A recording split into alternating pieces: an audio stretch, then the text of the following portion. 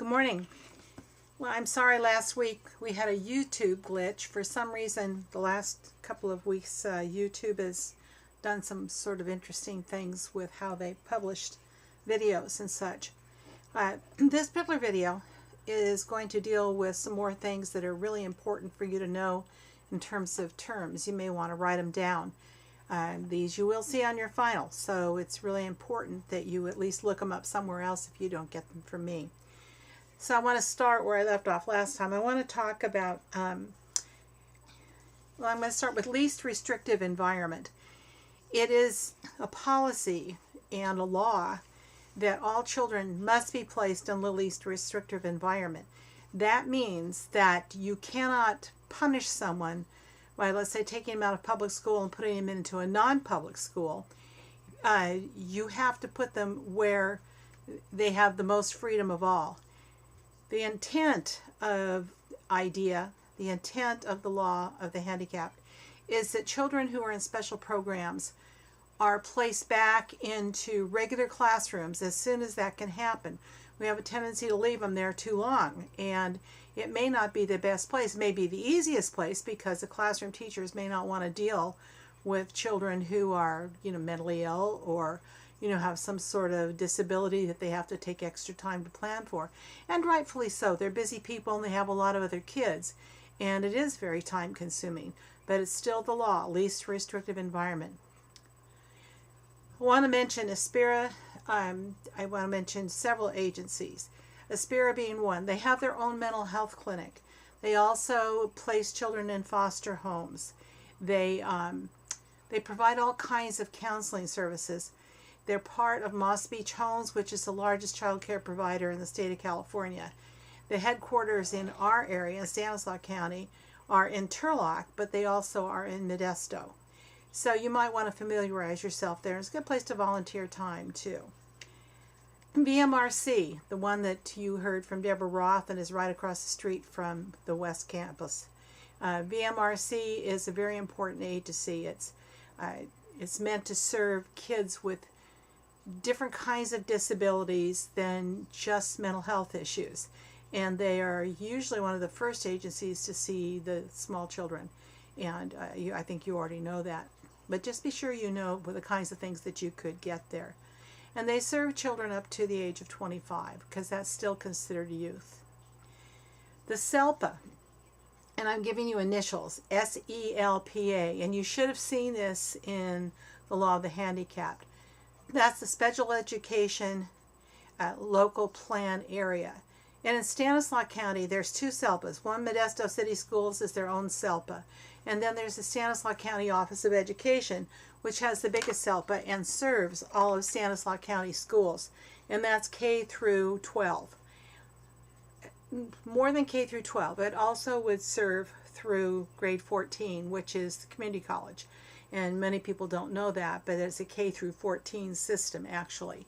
So the Disability Services Office, they don't see much of the SELPA people, but they could. It depends on where you are in terms of education. All right, then we go to the Center for Human Services. Certainly this agency has a lot to offer many of us. Hutton House for children. It's for runaways and out of control. It used to be for kids who were truant, but that isn't the case anymore. But runaway, out of control kids have the right to spend at least 2 weeks in that facility if they qualify and they're not full. Excellent program, certainly does a lot of good of helping reunite families with youth or helping youth get someplace where they're going to be safe and find a place to stay. Now let's go to Hutton House. That is part of Center for Human Services. And as I say, we have volunteers from our programs who do volunteer there. A good place to get some great experience. You also work with the schools too when you work there. Well, any of these programs, you're going to work with schools. Sierra Vista, certainly in Modesto, this is the primo mental health type of facility that is a non-profit and serves many children, including some of the same ones that are seen by Valley Mountain. But Valley Mountain works with all the agencies, and it's a center for everyone. Sierra Vista also has foster families and places children all over the county in foster homes, and they too have a non-public school that I'll get back to. The Children's Resource Center. This is a place for referral for children to get special help when there are special problems. Usually kids who are out of control, families who are really struggling to maintain their kids in their own homes. They often have run programs for abused kids and work really well with Child Protective Services, which is next on my list. Child Protective Services is run through Stanislaus County. It's a county, not facility, but a kind of a clearinghouse, if you will, for children who are abused, battered, whatever is happening to them that is harmful to them.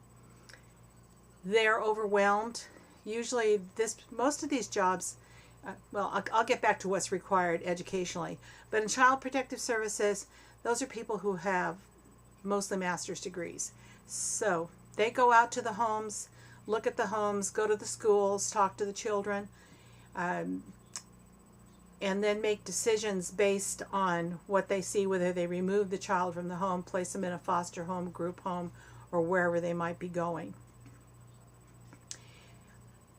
Okay, then I have non-public schools and foster homes and group homes too I want to talk about here. A non-public school is a school for kids that is paid for by public education, and it goes grades K through 12. Sierra Vista handles a lot of elementary school children. They do not have a high school program.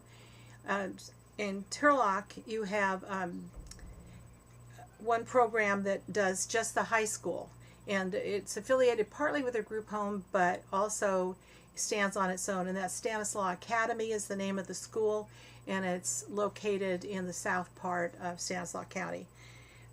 Non-public school just simply means public education for kids who don't get to choose where they go to school. You're placed there by the IEP process. The majority of the kids are ED, emotionally disturbed, because they are extremely hard to handle and can become very volatile. And it's a last resort because the public schools just have to decide they can no longer handle them. And that's done through the IEP process, where everybody who's involved comes in. Mental health is involved. There is a whole lot of testing done that is different than what you would do to test for learning handicapped or whatever. They may also be learning handicapped or learning disabled. So they can have a variety of things going on in their lives.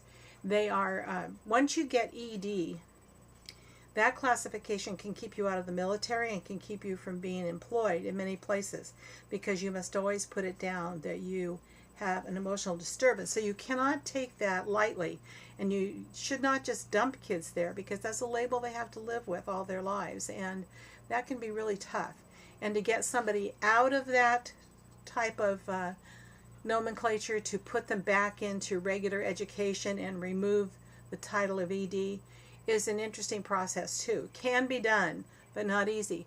Also, E. Ross Clark in Oakdale has a non-public high school age. There's one more in Turlock.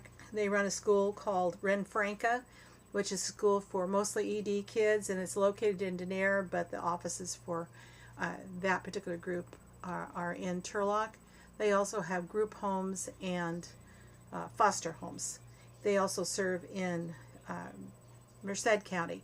They do take volunteers, and they do have paid positions. So as you look at all these things I'm giving you, I would like you to know what they are. The group home kids are kids who they may not have any disabilities at all. They're just kids who are hard luck kids, and there's no place for them to go.